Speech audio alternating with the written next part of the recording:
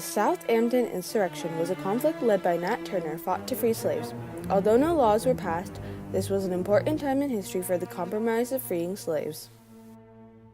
On August 22, 1831, Joseph Travis, his wife, and their 2 children were killed and thrown into a fire pit by Nat Turner and his supporters, being owners of Turner.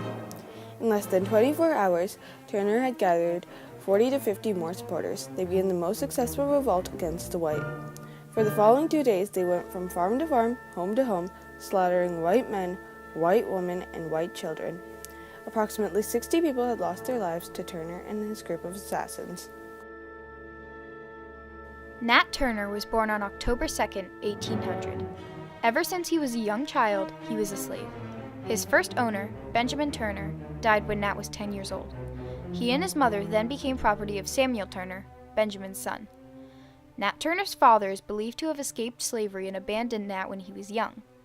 As far as being a slave, Turner was pretty lucky, as he was educated, became a minister, and was able to get married. In 1822, Nat married to Cherry, a fellow slave on the plantation. The couple had many children, yet the amount is unknown. Sam Turner eventually died, and Nat got auctioned off to the Moore family. However, Cherry got sold into a different family. Even though they were owned by different people, their holders allowed them to be able to visit each other because of their children. After this, Turner became more religious day by day. Sticking to his Christian beliefs, he started thinking he was chosen by God. He was convinced that he was chosen to fight against the white people. Throughout the 1820s, Turner was a Baptist preacher.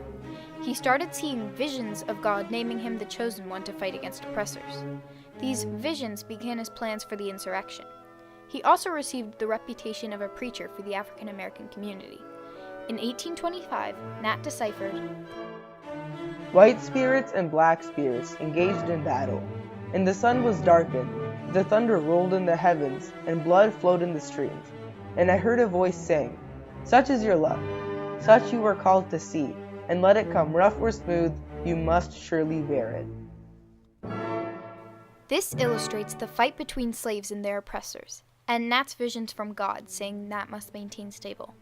Around the year 1828, Nat truly believed he was chosen as the instrument of revenge against not only slave owners, but all white people. In February of 1831, nearly 6 months before the massacre, strategies were put into place. The sign that told Turner he needed to start proposing ideas was actually an abnormality in weather. The sun had shed a grayish-blue light on the earth, which in his mind was a sign from God. On July 4th, 1831, the insurrection was to take place. However, Nat fell ill and it was postponed until further notice. The later date was not set, however they were made prepared in case Nat got another vision from God. Then, on August 13th, 1831, the sky took the same grayish-blue appearance it took by the past February. Nat saw it as a sign from God, telling him the revolt should happen then. Now, historians speculate that it actually was the effect of the eruption of Mount St. Helens, a volcano nearly 3,000 miles away, that caused the deferred appearance. Nat rallied up his group of followers and prepared for the attack. On August 22nd, the rebellion materialized. Late that Sunday night, Turner and his followers began to attack white people, slave owners or not. They used knives, hatchets, and axes as opposed to muskets and firearms, because those were too hard to obtain and drew too much attention. Relentlessly killing any white person in sight, they spared only few. A group of followers spared a couple houses because they were owned by poor people, whom, in their eyes, didn't think of themselves any better than African Americans. The rebels followed kind of a zigzag path. They stopped at most of the houses along the way, killing the slaveholders and their families who they found there. Their attack lasted for almost 2 days and killed around 60 white men, women, and children. Finally, the state militia, reinforced with 3 companies of artillery, put an end to Turner's revolt. They killed many African Americans on sight, even the ones who didn't take part in the rebellion, and captured others to later execute them. However, the leader of the insurrection, Nat Turner, escaped. Rumors of the rebellion moving to Alabama and other states quickly spread. White citizens were in a state of apprehension, worrying about whether or not they would be the next victims of this brutal attack. The Richmond Constitution Whig newspaper published an article on August 25, 1831, stating, Here for the first time, we learned the extent of the insurrection and the mischief perpetrated. Rumor had infinitely exaggerated the place, swelling the number of the Negroes to 1,000 or 12,000 men, and representing its ramifications as embracing several of the adjacent counties. Which shows that originally, the citizens of the South believed in widespread rumors, causing a state of havoc. They believed that the rebellion contained a lot more slaves than it actually did. Meanwhile, Nat Turner was on the run from a state militia. He escaped while his fellow insurrectionaries got captured and killed. He ran into the woods and hid in a tiny cave. He managed to live in that cave for 2 months before Benjamin Phipps, a farmer, spotted him and reported him to the state police.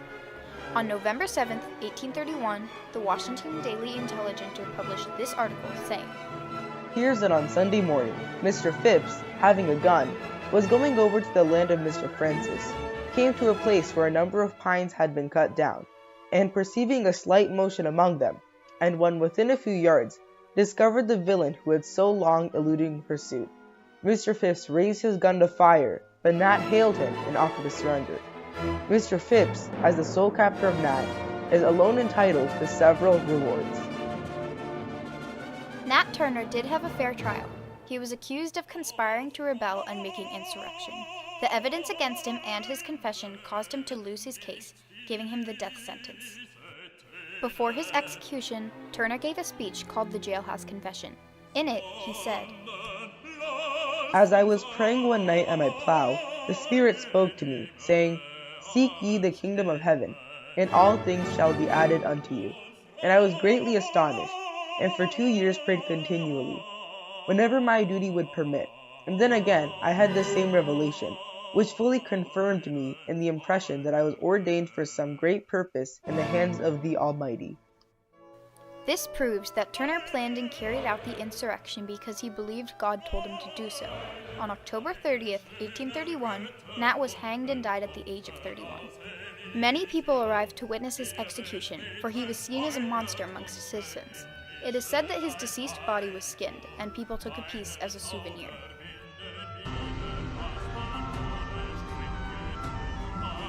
When people went to these kinds of affairs, they wanted to take a souvenir away that proved to everybody that they were there and that that person, that monster, is now no longer alive. How do I know that? Because I've got a piece of his body right here. Even though there were positive long-term effects, there were some consequences. Not only did most of the slaves who participated in the riot get executed, but also some innocent slaves lost their lives as well. Not to mention, some laws were set after this to prevent any more rebellions. It was then illegal to educate slaves.